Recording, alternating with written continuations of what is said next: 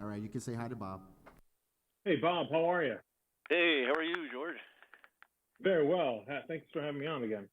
Oh, sure, you're welcome. How are things? You're in New York? Well, actually, I'm at my brother-in-law's house in Vermont, so it's a bit Oh, more okay. peaceful than New York.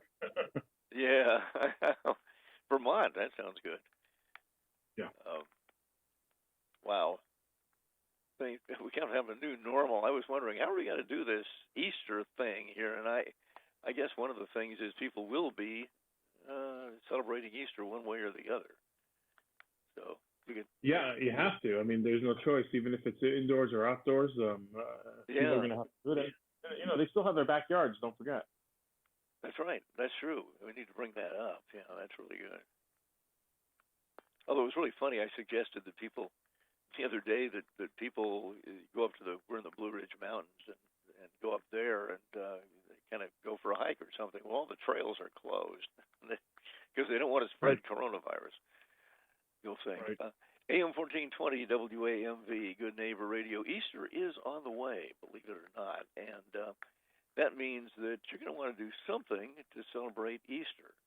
Well, Chef George Duran is with us. Chef Duran has some really good ideas for these stressful times. And, Chef, good morning to you. Good morning, Bob. Thanks for having me on. I appreciate it. Really, really a pleasure to have you here.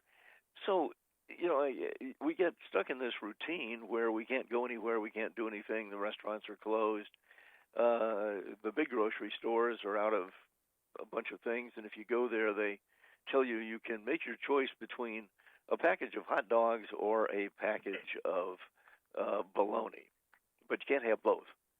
At least, this is true. Yeah. This has happened in our area. Although there are some stores that actually do have well stocked shelves and are so stuff is available.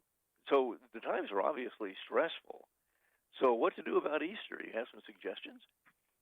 Yeah, I think we kind of branch out and we start incorporating new foods and new flavors onto our dinner table and say, all right, this year is a special year. We're not just going to have we're going to maybe skip the lamb for this year, but maybe we're going to concentrate more on like the ham instead. And how about some Asian food? Of course, one of the things that a lot of people are missing are the takeouts. They're not able to take out anymore. So I am working with one company, and their name is BBGO. They make mandu, which is a kind of sort of a dumpling, so to speak. They come in these very convenient bite-sized forms. It's pretty much a balanced meal as it is, extremely flavorful. I like the idea to know that I have a full balanced meal right there in my freezer whenever I want it to make all my family happy. So because these are very similar to dumplings, there's convenience to it. You're able to get a full nutritious meal out of just one bite, and then you can take these mandus and pan fry them, steam them, put them in dumpling soups. For example, these put them in soups instead of dumplings. You put the mandu inside of the soup.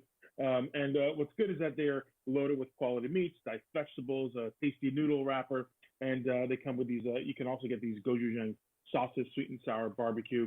They offer beef and chicken mandu as well as frozen wonton varieties, and you can buy them in bulk at your local Costco, BJ's, or Walmart right now. And you can have more information on them at bbgousa.com. So we are in my family. We're expanding our palate this Easter. We're going around the world with the flavors, and whatever we are able to access, we're kind of having fun with that and making it a special meal. The most important thing to remember is that you are still with your family. You are together, hopefully in one household, and you are celebrating it together. That's the most important thing for Easter for me, at least.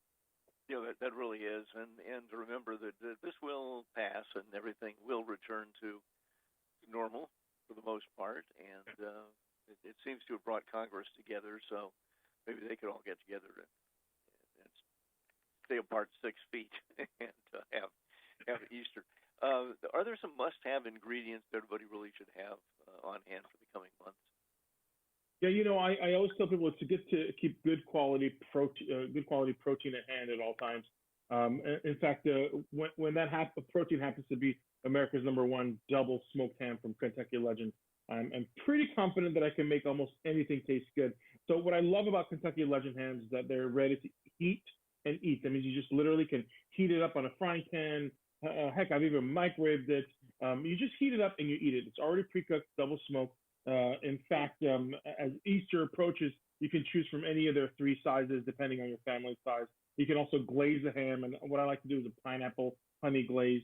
Again, a good combination with that double smoked flavor. And best of all, these hams freeze beautifully. You're able to kind of keep them freshly frozen for many months, so that when you need to create something special or even just make a quick sandwich, you're set to go. So ham is one of those dishes, one of those proteins that freeze really nicely in the freezer. They're protein, and so what you're getting is you're able to kind of save that really fresh flavor inside of your freezer for a very long time. And you really, a little goes a long way. You just need a few slices of ham in your sandwich, and you've got yourself lunch right now. What I like to make are breakfast recipes with ham, but what I tend to make is a Spanish tortilla. So I end up taking any potatoes, and potatoes I'm sure you can find now a lot of markets.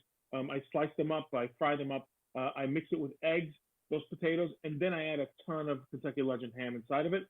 Pop it into the frying pan, cook it on one side, pop it into the oven, and it kind of just expands. It turns into this giant Spanish tortilla. And when it cools off, you can just cut it into slices and eat it like a pizza, or cut it into squares and put toothpicks on them and serve them right away. These are kind of little ideas that I tend to get in times like this where I have to find last minute ingredients to cook with. And the Spanish tortilla is one of the best solutions for that. Well, you have written the book, Take This Dish and Twist It, and that sounds absolutely great. Double smoked ham from Kentucky Legends. You made me hungry, and That's good. I'll have to have one of those for breakfast. I'm tired of the same old thing. So that sounds good enough to serve for Easter. What are you cooking for Easter this year? Yeah, I am actually going to be pulling one of my Kentucky Legend hams, the large one that I have. And so what I like to do is take some pineapple juice and some honey, and I reduce that. So you're pretty much cooking it off. You reduce it until it's very syrupy. And now what you're having is not just the sweet honey, but also the tanginess of the pineapple. That is going to serve as my glaze. And I make a large batch of this. Because what ends up happening is that I cut the ham into slices. When I serve it, the kids want that pineapple honey sauce all over it. So they're just like drizzling it, pouring it, slathering it all over the pan. And again, ham is ubiquitous. You can really find the Kentucky Legend ham and be able to freeze that and pull it out for Easter. And you're able to serve that right away. And the kids really need like 2 or 3 little slices, and they're set to go. They're extremely happy with it, especially with that sauce that I make.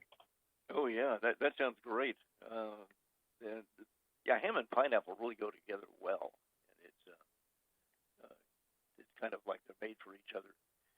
Well, that's fantastic. Well, thank you so much. Do you have any? Are you going to have Easter baskets this year and do that sort of thing? You know, it's interesting. What we're doing is, as we're eating eggs throughout the days now, we're putting little holes on each side of the egg and blowing out the egg, and then making our scrambled eggs or whatever it is. But then we keep the shell of the egg, and I've been keeping about 3 dozen eggs so far of the shells alone. And we're going to decorate those eggs. We're going to paint them. We're going to decorate them, even if it's crayon or marker.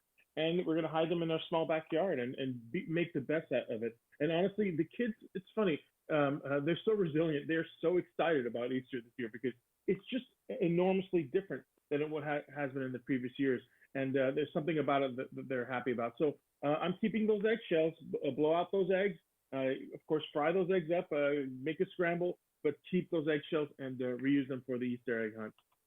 Well, that's terrific. Wow. Well, it sounds like you and your family have Easter covered, and it's so good for you to share that with us here at WAMV. And Chef Duran, thank you very, very much for taking time out from your day and giving us a ring here.